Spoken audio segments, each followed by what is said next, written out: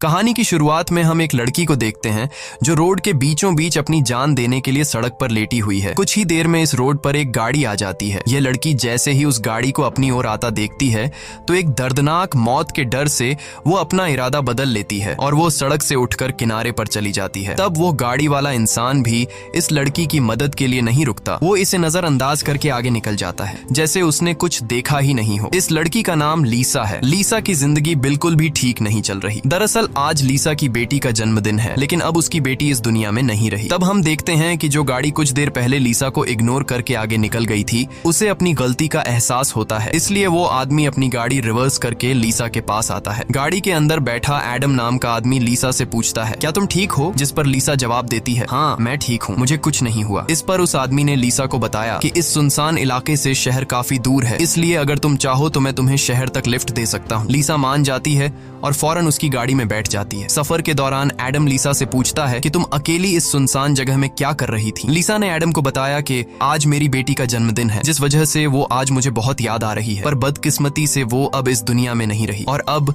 मैं बिल्कुल अकेली हूँ। कोई भी ऐसा नहीं है इस दुनिया में जिससे मैं अपना कह सकूं। लीसा की ये बात सुनकर एडम कहता है, अच्छा इस वजह से तुम रास्ते के बीचों बीच मरने के लिए लेटी हुई थी? जवाब में लीसा ने कहा, मैं मरना नहीं चाहती, बस एक बार किसी तरह से अपनी बेटी से मिलना चाहती हूँ। तभी लीसा कार का रेडियो ऑन कर लेती है। रेडियो पर एक न्यूज चल रही होती है। रिपोर्टर बताता है कि जंगल में एक सीरियल किलर घूम रहा है और आज सुबह इस किलर ने 2 और लड़कियों को मार दिया है। पुलिस के पास उस किलर की तस्वीर तो नहीं है, लेकिन उन्हें इसके बारे में ये जानकारी मिली है कि कातिल एक गोरे रंग का आदमी है जिसके पास ब्राउन कलर की गाड़ी है और उसके दाहिने हाथ पर एक क्रॉस का निशान है। ये खबर सुनकर लीसा के पैरों तले जमीन खिसक जाती है, क्योंकि रिपोर्टर रेडियो पर जिस कातिल का हुलिया बता रहा था वो कोई और नहीं बल्कि एडम ही था। उसके हाथ में क्रॉस का निशान देखकर लीसा बहुत ज्यादा डर जाती है। इससे पहले कि लीसा खुद को बचाने के लिए कुछ कर पाती, तभी एडम अचानक जोर से कार का ब्रेक लगाता है, जिससे लीसा का सर तेजी से कार की डैशबोर्ड से जा टकराया और लीसा बेहोश हो गई। कुछ देर बाद जब लीसा की आंखें खुली तब उसने खुद को एक अजीब से बंकर में कैद पाया जो चारों ओर से लोहे की मजबूत दीवारों से बना हुआ था। लीसा खुद को इस बंद जगह में कैद पाकर बहुत ज्यादा घबरा जाती है और मदद के लिए चिल्लाने लगती है, लेकिन उसकी मदद करने कोई नहीं आया। हम देखते हैं कि लीसा को एक अलग तरह का सूट पहनाया गया है और उसके हाथ में एक घड़ी भी पहनाई गई है। लीसा उस घड़ी को निकालने की बहुत कोशिश करती है, लेकिन वो घड़ी इतनी मजबूत थी कि काफी कोशिश के बाद भी वो उसके हाथ से नहीं निकलती। आखिर में जब उसे रियलाइज होता है कि इस जगह से निकलना इम्पॉसिबल है, तो वो थक हार कर एक जगह में बैठकर रोने लग जाती है। तभी अचानक उस चेंबर का दरवाजा खुला। लीसा ने देखा कि दरवाजे के दूसरी ओर एक सुरंग है। उस सुरंग के एंड से रोशनी नजर आ रही थी। लीसा को समझ आया कि अगर इस जगह से बाहर निकलना है तो इस सुरंग से होकर निकलना पड़ेगा। लीसा खुश हो जाती है कि उसे बाहर निकलने का रास्ता मिल गया है, लेकिन जैसे ही वो सुरंग के अंदर चली गई तभी अचानक उसके पीछे उस चेंबर का दरवाजा अपने आप बंद हो गया। ये देखकर लीसा की सांस रुक गई और अब उसे समझ आया कि वो पहले से भी ज्यादा खतरनाक जगह में फंस गई है। तभी अचानक लीसा के हाथ में बंधे ब्रेसलेट में अलार्म बजने लगा और 11 मिनट का टाइमर सेट हुआ। ये देखकर लीसा समझ गई कि मुझे 11 मिनट में यहाँ से निकलना होगा, नहीं तो मैं हमेशा के लिए यहाँ पर बंद रह जाऊंगी। इसीलिए लीसा अपने हाथों और पैरों के बल रेंगती हुई जल्दी से उस रोशनी की तरफ बढ़ने लगी, लेकिन जैसे ही वो उस रोशनी के करीब होती जा रही थी तभी अचानक उस सुरंग का आगे का दरवाजा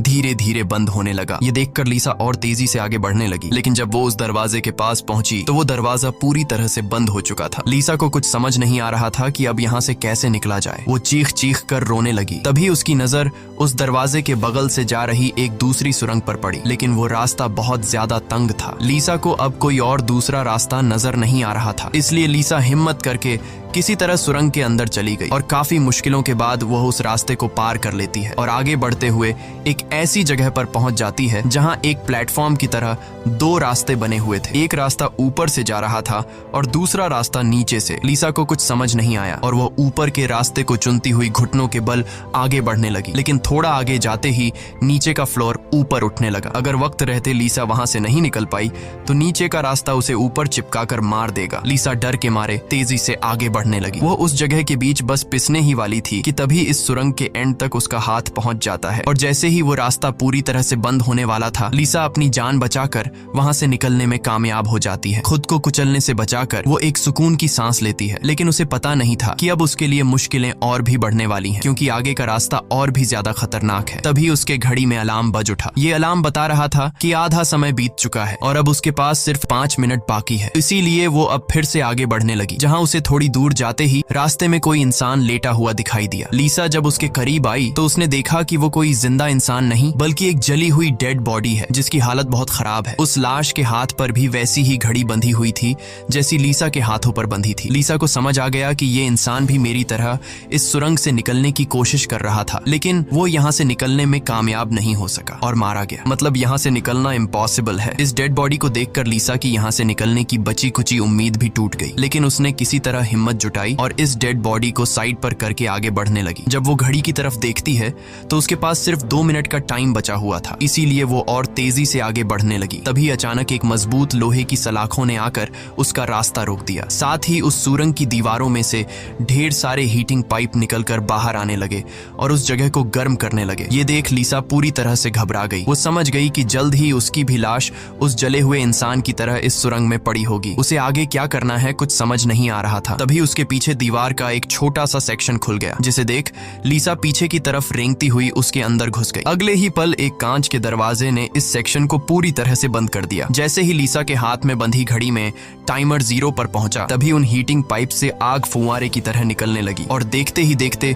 वो पूरी सुरंग आग की लपटों में डूब गई। लीसा जिस सेक्शन में बंद थी वह पूरी तरह से सिक्योर था, जिस वजह से उसकी जान बच गई। कुछ देर बाद वो हीटिंग पाइप्स वापस दीवार में चली गई। लीसा जिस सेक्शन में बंद थी उस चेंबर का दरवाजा खुल गया। लीसा ने जो कुछ अभी अपनी आंखों के सामने देखा उस वजह से लीसा उस सेक्शन से बाहर नहीं निकलना चाहती थी, पर उस सेक्शन की दीवार लीसा को बाहर धकेल देती है और पहले की तरह अपने आप सुरंग से जुड़ गई। लीसा जैसे ही वहां से बाहर आई तभी उसकी घड़ी में फिर से 11 मिनट का टाइमर सेट हुआ। वह जैसे ही थोड़ा आगे बढ़ी तभी उस सुरंग का ऊपरी हिस्सा नीचे आने लगा और बिल्कुल उसके साथ आकर चिपक गया। बस इतना गैप बचा कि वो रेंगते हुए यहाँ से आगे निकल सके। लीसा अब पूरी तरह से बेबस हो चुकी थी। वो जोर जोर से रोने लगी। जब उसकी नजर घड़ी पर पड़ी तो वहां उसका टाइम खत्म हो रहा था, जिसका मतलब था कि अब से ठीक 11 मिनट बाद फिर से उस सुरंग में आग का सैलाब आएगा और लीसा को राख कर देगा। वो सोचती है कि इतनी बुरी मौत मरने से अच्छा है कि क्यों ना एक बार फिर से वो यहाँ से निकलने की कोशिश करे। इसीलिए वो फिर से हिम्मत करके अपनी जान बचाने के लिए पीठ के बल अपने हाथों के सहारे रेंगते हुए आगे बढ़ने लगी। थोड़ी दूर ऐसे ही रेंगते हुए जाने के बाद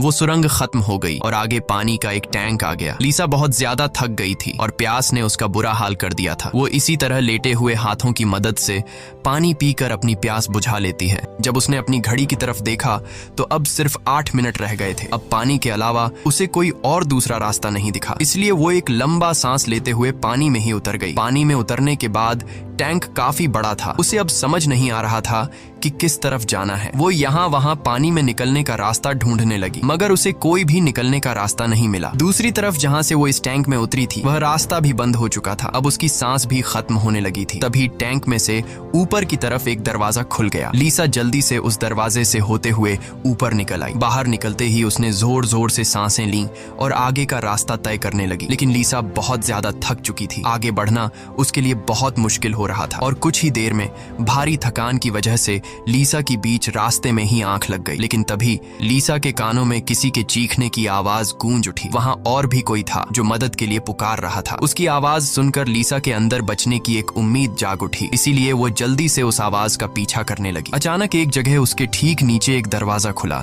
जिसके अंदर उबलता हुआ तेजाब था। लीसा उस तेजाब में गिरने से बाल बाल बची। वो तेजाब इतना खतरनाक था कि एक मजबूत लोहे को भी कुछ सेकंड में पिघला देता। लीसा जल्दी से अपने कपड़े का एक टुकड़ा काटती है और उसे टेस्ट करने के लिए तेजाब में डुबोती है। कपड़ा कुछ ही सेकंड में काली राख में बदल जाता है। ये देखकर वो बहुत ही संभल कर आगे बढ़ती है। वो अपने हाथों और पैरों को उस गड्ढे के किनारों पर रखकर उस जगह को पार करने ही वाली थी कि तभी उसका घुटना तेजाब में लग जाता है, जिससे लीसा दर्द से चीख पड़ी। खुशकिस्मती से उसके सूट की वजह से उसका घुटना गलने से बच गया, लेकिन उसके घुटने पर एक गहरा जख्म बन गया था। अच्छी बात ये थी कि अब वह मदद की आवाज काफी करीब से आ रही थी। लीसा अपना दर्द भूलकर फिर से उस आवाज का पीछा करने लगी और आखिरकार वो एक लोहे की ग्रिड के पास जा पहुंची। उससे कुछ दूरी पर एक और ग्रिड थी जिसके पीछे एक आदमी था। उस आदमी ने भी लीसा की तरह हाथ में घड़ी और सूट पहना था। लीसा उससे कहती है कि देखो मेरी बात सुनो, हम दोनों यहाँ पर फंसे हुए हैं। अगर हम एक दूसरे की मदद करें तो यहाँ से निकल सकते हैं। लेकिन वो आदमी काफी लंबे समय से उस सुरंग में फंसने की वजह से उसकी दिमागी हालत खराब हो चुकी थी। वो कभी लीसा को गालियां देने लगता तो कभी सॉरी करने लग जाता। वो कहता है कि ये लोग जल्द ही वापस आएंगे और हम दोनों को मार मार देंगे। ये कहकर वो पागल जोर जोर से हंसने लगा। तभी लीसा देखती है कि उसके हाथ में बंधी घड़ी में 60 सेकंड की काउंटिंग शुरू हो गई है। वो हीटिंग पाइप्स दोबारा दीवारों से बाहर निकल आए और इस बार बचने के लिए जो सेक्शन था वो लीसा और उस आदमी के बीचों बीच खुलता है, जिसमें सिर्फ एक ही इंसान के छिपने के लिए जगह थी। अब या तो वो पागल आदमी बचेगा या फिर लीसा। अगले ही पल लीसा और उस पागल आदमी के आगे जो लोहे की ग्रिड थी वह हट गई। ये दोनों तेजी से उस चेंबर की तरफ भागने लगे और दोनों एक साथ चेंबर तक पहुंचे, जिसके बाद ये दोनों एक दूसरे को मारने लगे। उस बीच कभी लीसा उस पागल आदमी को चेंबर से बाहर निकाल देती तो कभी वो पागल आदमी लीसा को बाहर धकेल देता। लेकिन आखिर में जैसे ही वक्त खत्म होने वाला होता है, लीसा उस आदमी को लात मारकर चेंबर से बाहर कर देती है। वो आदमी लीसा को पैर से पकड़कर बाहर निकालने की कोशिश करता है। तभी 60 सेकंड खत्म हो गए और उस चेंबर के शीशे के दरवाजे ने उस आदमी का हाथ काट दिया। दर्द से वो आदमी चिल्ला उठा। तभी लीसा की नजर उस आदमी के हाथ पर पड़ी जिस पर क्रॉस का टैटू बना हुआ था। उस टैटू को देखकर लीसा समझ जाती है कि ये आदमी कोई और नहीं बल्कि उसे कार में बेहोश करने वाला सीरियल किलर एडम है। अब लीसा की सारी कंफ्यूजन दूर हो गई। पहले लीसा को लग रहा था कि एडम ने इसे यहाँ कैद करके रखा है, लेकिन उसकी ये सोच गलत थी क्योंकि एडम बेचारा तो अब खुद मौत के मुंह में था। इतने में ही लीसा की घड़ी पर 11 मिनट का वक्त पूरा हो गया और उन हीटिंग पाइप्स से निकलती तेज आग ने कुछ ही सेकंड्स में एडम को राख में बदल दिया। अपनी आंखों से एडम की इतनी भयानक मौत देखकर लीसा डर के मारे कांपने लगी। कुछ देर बाद सेक्शन के अंदर एक छोटे सुरंग में से एक रोबोट आता है। वह एक बहुत ही भयानक सा स्कल था। ये रोबोट लीसा को कोई नुकसान नहीं पहुंचाता बल्कि उसके तेजाब से जले हुए घुटने को ठीक कर देता है। लीसा ने उससे पूछा कि वो कौन है और उसे यहाँ क्यों लेकर आया है। जवाब में उस रोबोट के मुंह से एक टूल निकलता है और वो टूल लीसा के सूट के साथ कनेक्ट हो जाता है। उस टूल की मदद से लीसा को फ्लैशबैक की सारी बातें याद आने लगती हैं, जब वो कार में एडम के साथ थी और उसे एडम की सच्चाई का पता चलने पर एडम की उसके साथ झड़प हो गई थी। उस दौरान एडम ने लीसा पर चाकू से सीने पर वार किया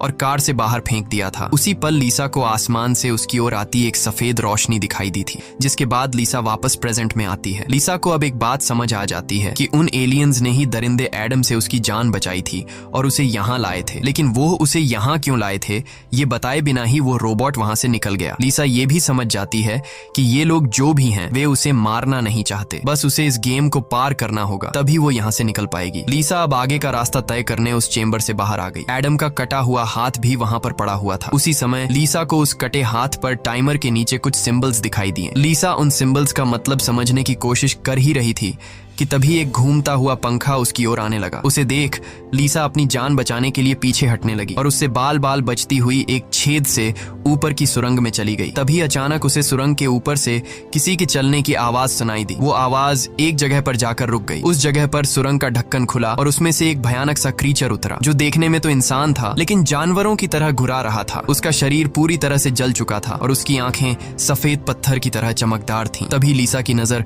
उसके कटे हुए हाथ की तरफ गई। उसका कटा हुआ हाथ देखकर लीसा समझ गई कि वो कोई और नहीं बल्कि एडम है, जो जलने के बाद एक राक्षस में बदल चुका है। अब वो लीसा को मारना चाहता था। एडम की आंखें जल गई थीं, इस वजह से वह लीसा को देख तो नहीं सकता था पर वो सुन सकता था। लीसा चुपचाप धीरे धीरे आगे बढ़ने लगती है, लेकिन तभी उसकी घड़ी के फर्श पर टकराने से एक हल्की सी आवाज गूंज उठी, जिससे एडम को उसकी भनक लग गई और तेजी से लीसा को मारने के लिए उसके पीछे आने लगा। लीसा उसके हाथ लगने ही वाली थी कि तभी लीसा एक पतली सुरंग से उस पार चली गई। एडम को कुछ नजर न आने की वजह से वह उस जगह को पार नहीं कर पाया। लीसा उस सुरंग से आगे बढ़ती हुई एक ऐसी जगह पर पहुंची जहां उसके पास आगे जाने के लिए 2 रास्ते थे। लीसा को कुछ समझ नहीं आ रहा था कि किस रास्ते को चुनना चाहिए। वह बहुत सोचने के बाद जब उसे कुछ समझ नहीं आता तो वह एक अंदाजे से लेफ्ट वाले सुरंग में घुस जाती है। सुरंग के बाहर एक कमरा था जिसकी चारों ओर कांच की दीवारें थीं। उन दीवारों पर लीसा को उसके पैदा होने से लेकर अपनी बेटी को जन्म देने तक की सारी यादें दिखाई दे रही थीं। वहां लीसा ने यह भी देखा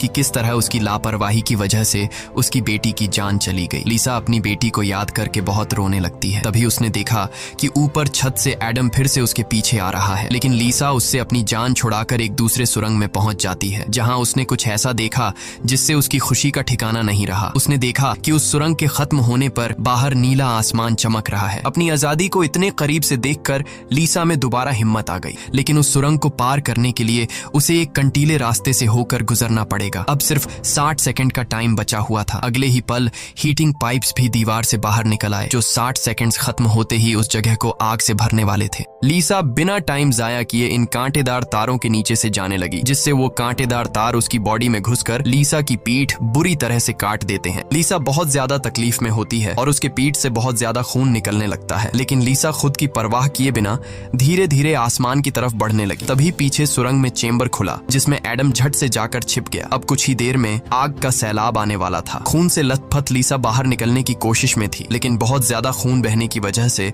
अब आगे बढ़ना उसे मुश्किल हो रहा था। उसकी आंखें धुंधली हो रही थीं। तभी 60 सेकंड्स खत्म हो गए और अगले ही पल वहां आग बरसनी शुरू हुई। उससे पहले कि वो आग का सैलाब लीसा को भी अपनी चपेट में लेता, लीसा के ठीक नीचे एक द्वार खुला और वो नीचे एक चेंबर में जा गिरी और बेहोश हो गई। थोड़ी देर बाद जब लीसा की आंख खुली तो उसने देखा कि वो फिर से उसी जगह पर आ गई है जहां से उसने बढ़ना शुरू किया था। यानी अब तक उसने जितनी भी मेहनत की यहाँ से निकलने की, वो सारी जाया चली गई। ये देखकर लीसा अब पूरी तरह से टूट चुकी थी। तभी वो रोबोट उसकी मरहम पट्टी के लिए दोबारा आ जाता है। लीसा ने उसे मरहम पट्टी करने से रोका, क्योंकि वो दोबारा ये सब दोहराने के लिए तैयार नहीं थी। उसने रोबोट से कहा कि वो अब सिर्फ मरना चाहती है। उस रोबोट ने लीसा की बात मान ली और उसके मुंह से एक इंजेक्शन निकलकर लीसा के शरीर की तरफ बढ़ने लगा। तभी लीसा को एडम के हाथ पर बने हुए निशान याद आ गए। वो समझ गई कि जरूर वो निशान यहाँ से बाहर निकलने का रास्ता बताते हैं, इसलिए वो अपने खून से दीवार पर एडम के हाथ पर बने हुए निशान बनाने लगी, जिसे काफी गौर से देखने के बाद लीसा को पता लगा कि ये तो एरो है जो यहाँ से निकलने की डायरेक्शन बताते हैं। जैसे कि पहला एरो लेफ्ट साइड की तरफ मुड़ा हुआ था, जिसका मतलब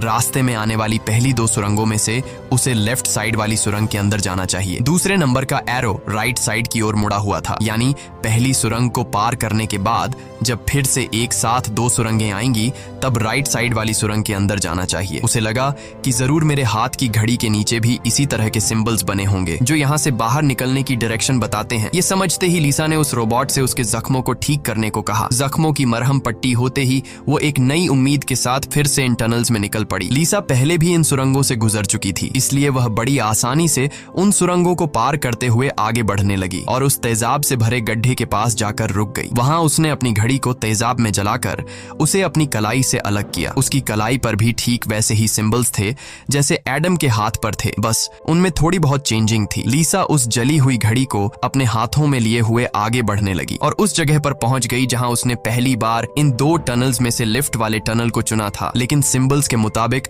सही सुरंग राइट वाली है। वो जल्दी से राइट वाली सुरंग में चली गई, जहां आगे जाकर उसे 2 और सुरंगें मिली जिनमें सही सुरंग लेफ्ट वाली थी। इसी तरह लीसा अपने हाथ पर बने निशान की मदद से हर बार सही रास्ता चुनकर आगे बढ़ रही थी, लेकिन तभी एक बार फिर से एडम उसके पीछे पड़ गया। यहाँ लीसा समझदारी से काम लेते हुए एडम को गुमराह करने के लिए एक सुरंग के अंदर अपनी घड़ी फेंक दी और खुद दूसरी सुरंग में छिपकर बैठ गई। एडम घड़ी की आवाज का पीछा करते करते दूसरी सुरंग में घुस गया। एडम के जाते ही जब लीसा ने अपनी कलाई पर बने सिंबल्स चेक किए तो उसे पता चला कि उसने एडम को जिस सुरंग में भेजा था वही सही सुरंग थी। ये देखकर लीसा बहुत ज्यादा परेशान हो गई। अब लीसा के पास कोई दूसरा रास्ता नहीं था, इसलिए वो धीरे से एडम जिस टनल में था वो भी उस टनल में घुस गई। ये टनल काफी अजीब सा था। ऐसा लग रहा था कि ये टनल जैसे किसी बड़े जानवर का पेट हो। लीसा धीरे धीरे आगे बढ़ने लगी। थोड़ा सा आगे जाकर उसने देखा कि उसकी घड़ी सामने पड़ी हुई है, लेकिन एडम भी वहाँ पर मौजूद है। एडम अब चूंकि देख नहीं सकता था, इसलिए लीसा चुपके से उस घड़ी को उठा लेती है, पर तभी घड़ी में 60 सेकंड्स बचे होने का अलार्म बजने लगा, जिसकी आवाज से एडम को लीसा की भनक लग गई। वह दोबारा लीसा का पीछा करने लगा। उससे बचने के लिए लीसा जिस रास्ते से आई थी उसी रास्ते से वापस भागने लगी। उस वक्त लीसा की घड़ी में 60 सेकंड्स का काउंटिंग शुरू हो चुका था और सुरंग से हीटिंग पाइप्स भी निकल आए थे। साथ ही सुरंग में बचाव चेंबर भी खुल चुका था। लीसा जल्दी से उस चेंबर में जाकर छिप गई। एडम भी वहां तक पहुंच जाता है, लेकिन अब काफी देर हो चुकी थी क्योंकि उस चेंबर को शीशे के दरवाजे ने बंद कर दिया था। यहाँ लीसा एडम को चिढ़ाने के लिए उसे मिडिल फिंगर दिखाती है, पर बदकिस्मती से इस बार आग बरसाने वाले हीटिंग ट्यूब्स आग बरसाए बिना ही अंदर चले गए, जिसके बाद चेंबर का दरवाजा भी खुल गया और अगले ही पल एडम लीसा पर टूट पड़ा। लीसा भी खुद को बचाने के लिए एडम से लड़ पड़ी और उस शैतान के सर को अपने पैरों से दबाने लगी। पीछे से चेंबर की दीवार भी लीसा को आगे की तरफ धकेलने लगा, जिससे उस शैतान एडम का सर कुचल गया और फाइनली लीसा को एडम से छुटकारा मिल गया। लीसा अब अपने रास्ते पर आगे बढ़ने लगी, जहाँ आगे चलकर उसे वापस 2 रास्ते मिले। उसकी कलाई पर बने सिंबल्स के मुताबिक उसे राइट वाले सुरंग से जाना था और ये उस भूल भुलैया की आखिरी सुरंग थी, लेकिन तभी लेफ्ट वाली सुरंग से एक लड़की बाहर निकल आई। उसे देख